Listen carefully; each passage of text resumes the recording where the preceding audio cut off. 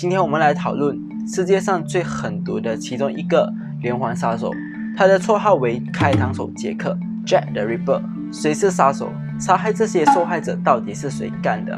这个传说中 Jack the Ripper， 直到如今，世界上没有一个人能够确定到底是谁当年真正的 Jack the Ripper 杀手。世纪悬案。大家好，我是明轩。这个频道主要是和大家分享故事的频道、都市传说、灵异案件等等。如果你对这一类型感兴趣的话，请记得一定要订阅我的频道，还有打开旁边的小铃铛，这样每一次我更新新的视频的时候，你都会收到我影片发布的通知。我们来进入这个案件的起点吧。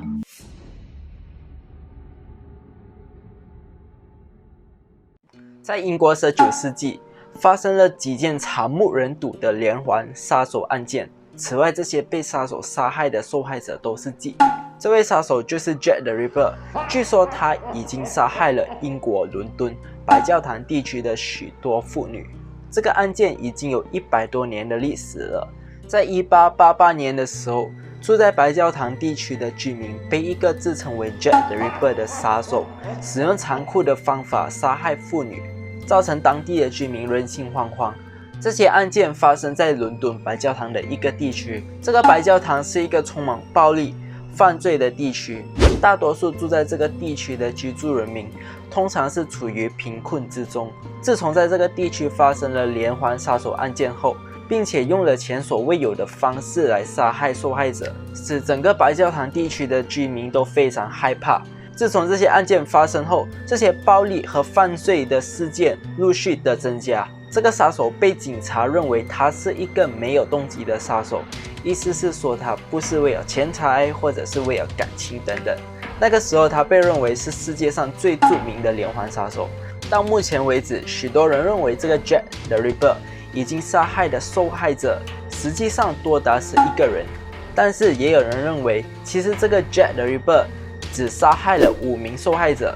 但是无论如何，无论是5名受害者或者是11名受害者都好，这些行为都是不对的。之后这5名被杀害的受害者被人们称为 Canonical Five， 翻译去中文是规范5人。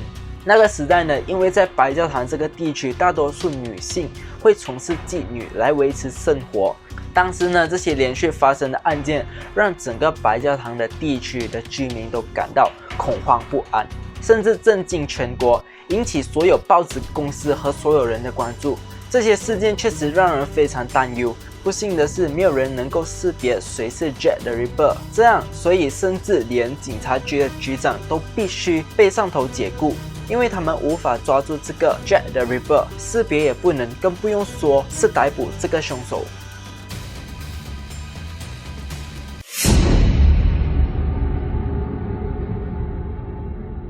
第一位受害者是玛丽安·尼古拉斯，在1888年8月31日，正好是凌晨3点40分，发现玛丽安的尸首是在白教堂的巴克街。发现这位受害者的尸首是一位男性，名叫查尔斯·克罗斯的人发现的。当时他说他在巴克街人行道上看到一个包裹。除了他之外，还有一位看到这个包裹的人，名叫罗伯特·保罗。所以之后他们2个立即去通知警察。当警察到达时，警察立刻打开这个包裹，然后检查这名受害者的身份。经过警察的检查，玛丽安的尸首已经处于惨不忍睹的状态了。她的背后有被刺伤的伤口，并且她的这里被切割。为什么我会说他的尸首惨不忍睹呢？因为开膛手杰克将他的脖子这一部分的器官给取出来。经过警察的检查后，警察认为玛丽安在30分钟前才刚刚去世，这意味着杀手可能还在这里附近。但是话说回来，在1888年的时候，这个警察又是如何知道玛丽安是在30分钟前刚刚去世呢？或许有可能是看到她的脸，或者是摸到她的身体仍然是温温的，应该是这样啦。如果你们知道的话，在下面留言给我知道，好吗？那这就是第一位受害者，我们现在进入第2位受害者的时间和地点。大约在1周后，1888年9月8日，在汉伯里街29号发现了第2位受害者的尸首。发现这个尸首的人是住在这个地区的一位老长者居民约翰·戴维斯。他的尸首几乎与玛丽安一样，安妮·查普曼的喉咙被杀手弄断了。但是这一次，这个受害者的尸首更凄惨，因为这个杀手甚至连他的子宫也给取出来。到底是什么人可以这样变态？杀人其实已经是不对了，甚至还将器官给取出来。过警察局的一位内外科医生，应该是外科或者是内科啊，名字叫做乔治·巴克斯特·费里普斯。他说这个杀手对解剖学有见识，或对这一方面有一定的知识，因为他知道如何完美的切除子宫。之后在2周后的1888年9月27日，新闻社收到一封使用红墨水写的信，涉嫌谋杀前2名受害者的信。这封信以 Dear Boss 亲爱的老板开头。在这封信他说，我总是听到警察会抓我，但是他们无能。当他们看起来很聪明时，讨论着如何才能抓到我就会哈哈大笑。他说我对妓女不满，每次当我杀害这些妓女时，他们连尖叫的机会都没有。这封信除了讽刺警察抓不到他以外， Jack the Ripper 还说我会继续作案。这个变态杀手还很嚣张的说，我会给他们一个尖叫的机会。在信的结尾，他说我的刀非常好，而且又锋利，如果有机会，我想现在就开工。祝你们好运， Jack the Ripper 真係個變態殺手嚟嘅喎。因此收到这封信之后，警察和一些人认为这封信是前2名受害者的杀手寄来的信。然后在信封的最后，杀手称自己为开膛手杰克 Jack the Ripper。 收到信的3天后，正好是1888年12月1日，恰好在凌晨1点，一名叫鲁伊斯的人在波纳街上发现一个尸首，名字叫做伊丽莎白·斯特雷德的受害者。像其他的受害者一样，他的喉咙也被杀手弄断了。其实实际上有很多细节，但是我认为太过悲惨了，所以我也不想要说出来，也不能够说出来，所以我们跳过这一部分。但是如果你想要知道更多的话，我会放一条链接在描述栏那边。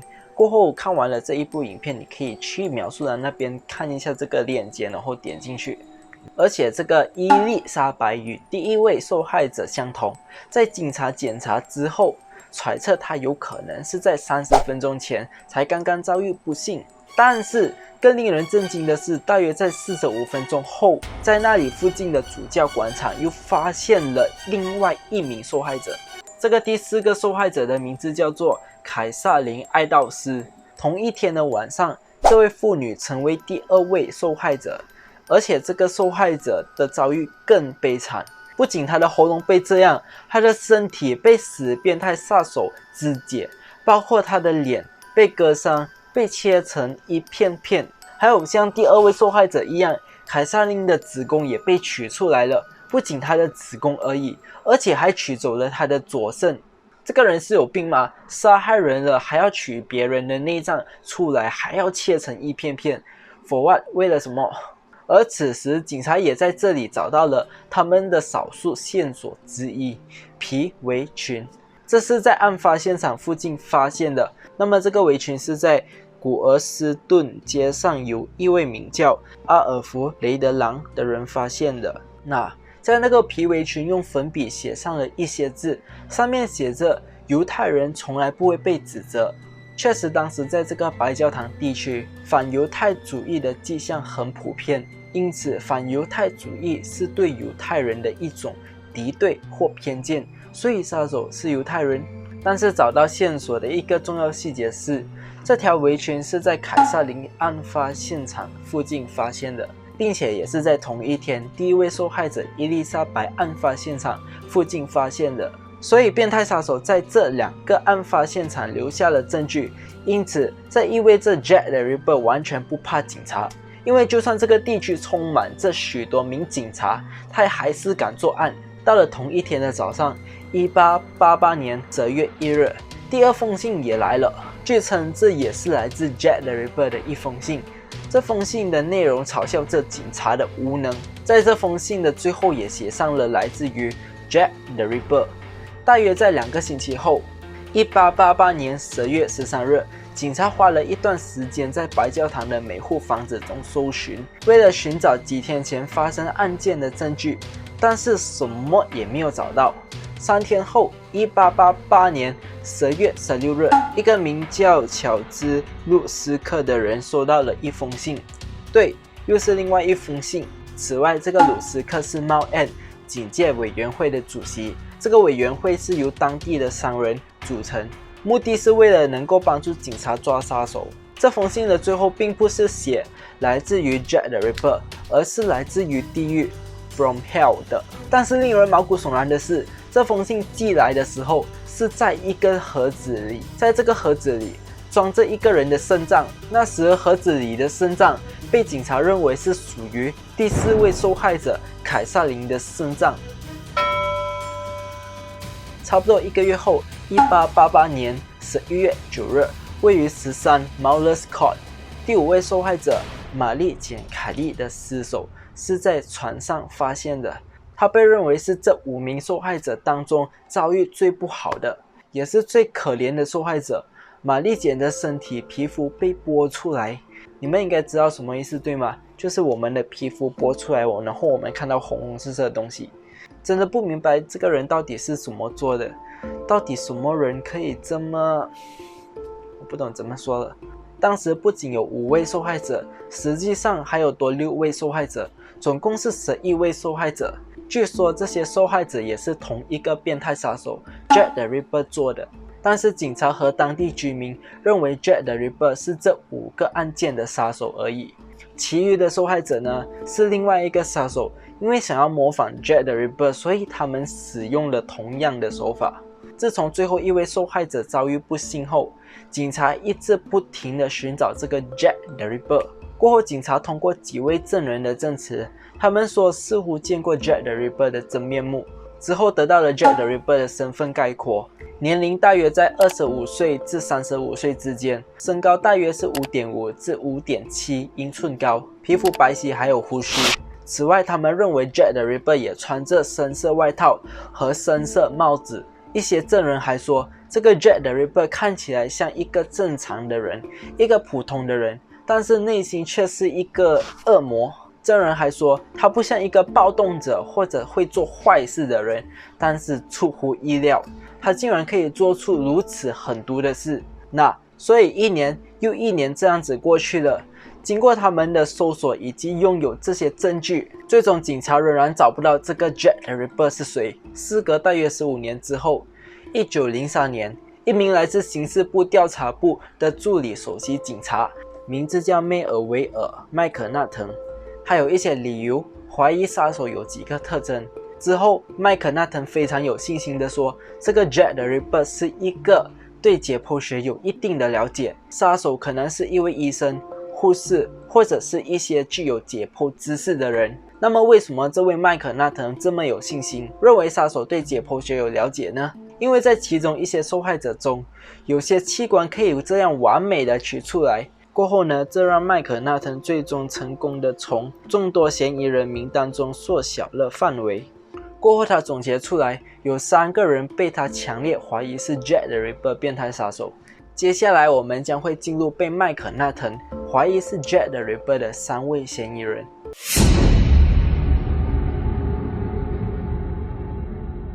第一位被怀疑是杀手嫌疑人的是孟达格·杜鲁德。杜鲁德是一名大律师，他有一个叔叔和一个堂兄，他们都是医生。杜鲁德他也是一名外科医生的儿子。在他30岁的时候，他对手术非常感兴趣。这是因为当时杜鲁德和他的堂兄住在一起，他的堂兄在白教堂地区案发地点的附近从事医学工作。然后有一天，杜鲁德的母亲突然间好像疯了一样，患有神经病这样。当他的母亲疯了时，杜鲁德在他的笔记本中写了一些话，说他也害怕自己疯了，因为他被自己的家人吓到。为什么呢？因为他的母亲认为他就是白教堂的杀手，或被称为 Jack the Ripper。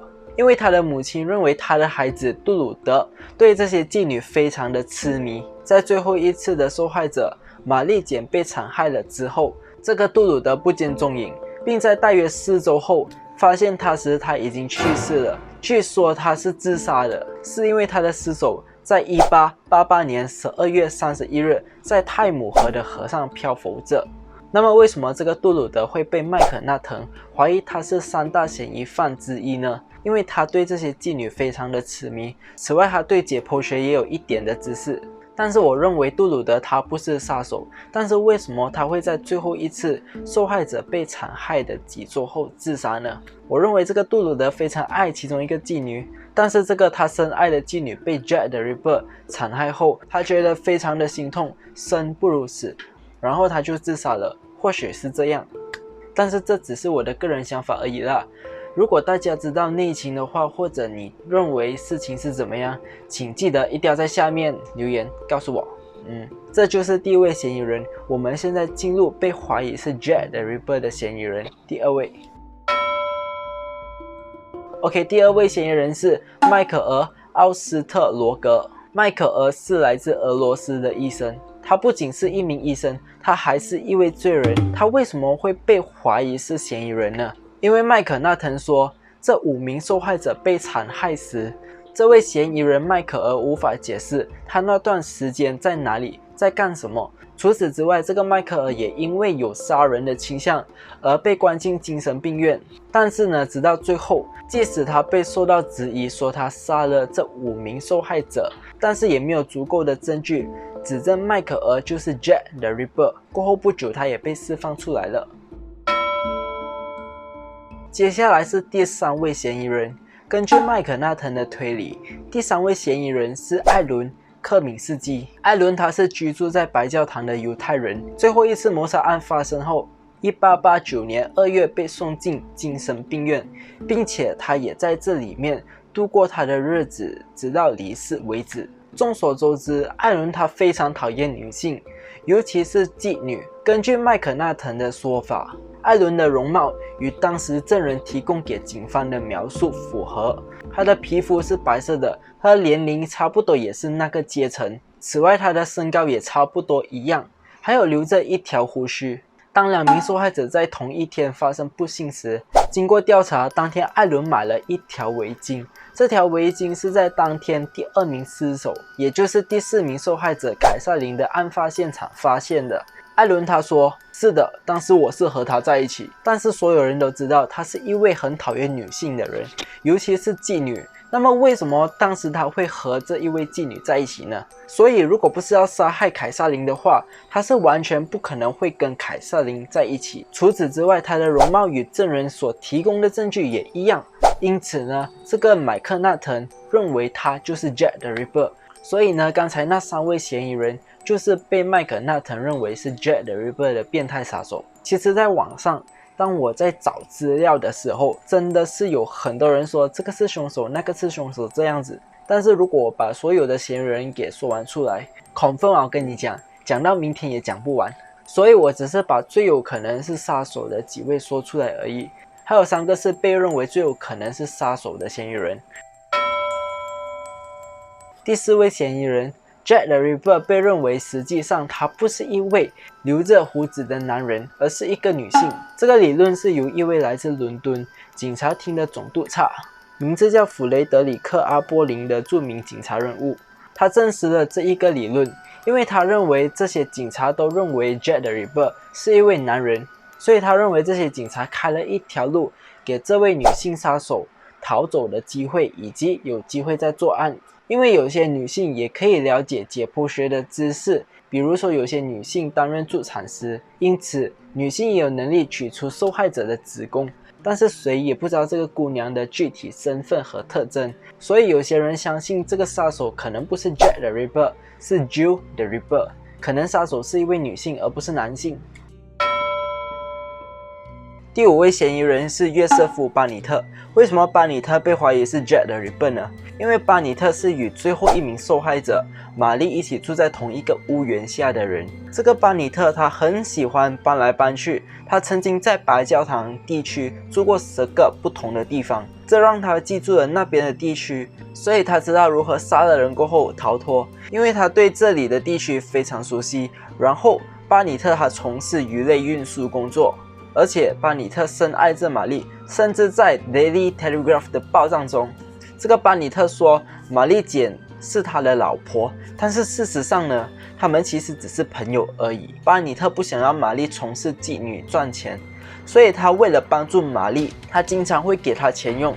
然后一天，巴尼特叫玛丽不要再当妓女了。当时玛丽回答说：“好吧，我不会再做妓女了，但是你必须一直要给我钱用。”但是过后，这个巴尼特被公司炒鱿鱼了，玛丽再次当妓女，因为巴尼特被公司解雇了。由于钱的关系，所以他们俩之间的关系瞬间变得非常差。之后他们经常吵架，翻天覆地，直到有一天，甚至有居民听到他们吵架吵到家里的东西都丢来丢去，后来还丢到那个窗口都破裂了。之后巴尼特离开家不久，大约10天这样子。当他回到家时，发现到玛丽血淋淋的身体在床上去世了。警察对玛丽尸首检查了之后，警察就开始对这个巴尼特做出了审问。因为发现玛丽的尸首是在一个公寓里面，唯一拥有另外一条锁匙的人就是巴尼特，所以呢，这让很多人都怀疑这个巴尼特就是 Jack the Ripper， 因为他们认为杀害玛丽的不是外人，一定是一位能够随时可以走进走出的自家人。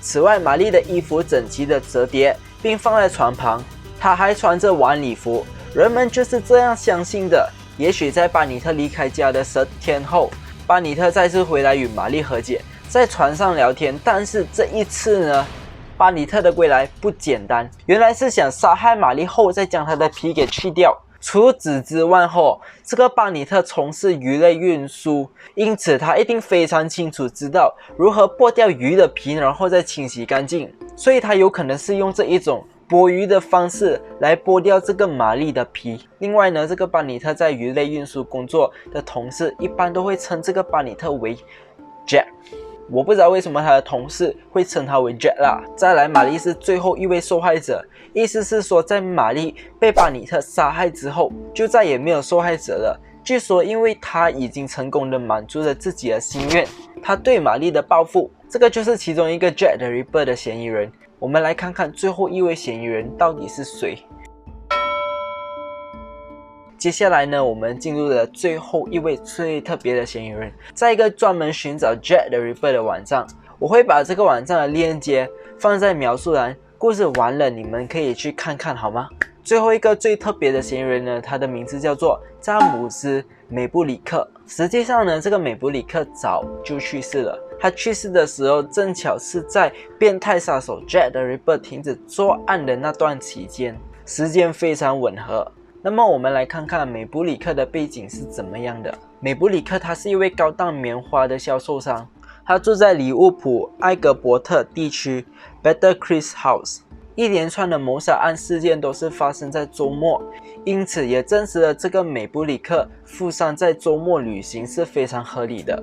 合理解释他可以在周末时作案，但是警察没有怀疑过他就是那个 Jack the Ripper， 原因是因为他不在白教堂附近地区居住。但是让这个美布里克成为 Jack the Ripper 嫌疑人之一，肯定是有一些有力的证据证明他就是嫌疑人之一。那么有什么证据来证明呢？这个证据是一本日记，据说是在美布里克家中的地板下发现的。这本日记写着：我告诉我的名字，所有人都应该知道我是谁。还有这本书的真实性的确是来自于美布里克的手写。经过专家测试后，这本日记的时代是和 Jack the Ripper 的那个时代是相同的。不只是发现到这本日记，还发现了一枚金怀表。据说这枚金怀表是 Jack the Ripper 的潜在证据，因为在这枚怀表上包含了5位女性受害者的名字缩写。此外呢，在这5名受害者的名字缩写旁边写上我是 Jack， 还有 J。Maybrick， 一名医生史蒂芬通过电子显微镜对怀表上的刮痕进行了分析。他说，这些刮痕不是在这个年代造成的。同时，来自布里托大学界面分析中心的一个人，名字叫罗伯特·威尔德的人说，这些刮痕大约是在100年前造成的，几乎与 Jack the Ripper 的那个时代相同。所以这6名嫌疑人呢，就是从 Jack the Ripper 专家得出来的结果。这件惨不忍睹的事件已经是有100多年的历史了，但是直到如今 ，Jack the Ripper 到底谁才是凶手，其实还是一个解不开的谜。但是过了这么久，也过了这么多年了，这个杀手都已经去世了。我相信在那个时候，一定有人知道谁才是真正的杀手，但是可能由于一些原因，所以他们没有把 Jack the Ripper 的杀手公布出来。当然，这只是我的猜测而已啦。如果你们知道当中的详情的话，在下面留个信息给我知道好吗？如果你们想知道更多关于这个 Jack the Ripper 的资料，你们看完了可以去我影片下面的描述栏逛一逛，我会放一条链接在那边。在这个影片结束之前呢，我还想跟你们说一件事情，还有我忘记交代、忘记说了一样东西。或许真正的第一位受害者并不是玛丽安·尼克尔斯，而是另外一名妇女，她也是一位妓女，名字叫马尔塔·塔布拉姆。那么为什么我刚才没有把她说出来呢？因为她不是 Canonical Five 5位受害者之一，但是她被很多人认为她才是第一位被 Jack the Ripper 杀害的受害者。然后我也忘记告诉你们了 ，Canonical Five 到底是什么意思？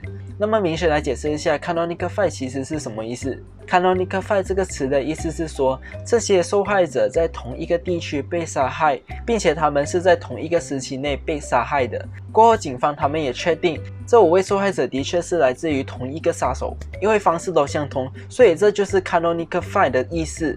但是这一位马尔塔妇女，或许她才是第一位受害者，但是她不被警方认为她是第一位受害者。在1888年8月7日的早上，发现这个马尔塔的尸首是一个男子，名叫约翰。他看到这个妇女的背部流了很多血，过后他立即跑去找了1位警察过来。经过警察的检查，马尔塔全身上下共有39刀。对于这个受害者是不是 Jack the Ripper 杀害的，尚不得而知，因为警察认为杀手杀害马尔塔和其他5位受害者被杀的武器不同，以及伤口和其他5位的受害者不同。但是有些人认为可能第一次由于 Jack the Ripper 杀手没有经验和过度于紧张的原因所致，但是之后熟练了，武器跟换去手术刀。不幸的5位受害者被杀的细节都相同，所以这就是为什么马尔塔不是这 Canonical Five 5位受害者之一。其实还有几位嫌疑人我没有把全部说出来。老实的说，如果我再说下去的话，我觉得你们要把我打进救护车了，因为我真的快要断气了。还有，如果你们知道当中的详情的话，或者真正的事实到底是怎么样，并且你们认为谁才是那个杀手，请大家在下面留言给我知道。希望你们会喜欢这期的内容。这个频道主要是和大家分享故事的频道，都市传说、灵异案件等等。如果你喜欢这类型，请记得一定要订阅我的频道，然后也要打开旁边的小铃铛，因为每次我更新新的影片的时候，你们都会收到通知。还有谢谢你们来 follow 我的 Instagram， 我们下一个视频再见，拜拜。